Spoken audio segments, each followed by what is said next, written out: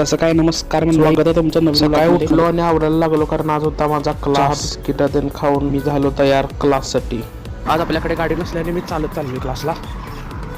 पण सकाळी ती चालत जायला मजा येते, भारी वाटते. सकाळी सकाळी असलं भारी वातावरण असलं की सगळा दिवस चांगला जातोय.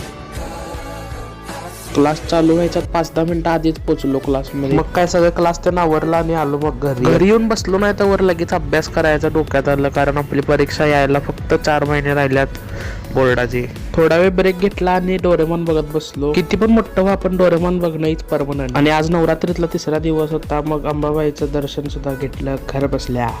सकाळपासून नुसतं केमिस्ट्री करायला तो म्हटल्यावर आता जरा फिजिक्स पण घेऊया म्हटलं, पण फिजिक्स बघितल्यावर डोकं काय हे बघा काय आहे डेरिव्हेशन बघा नुसतं काही डोक्यात तर काय जाईना झाले.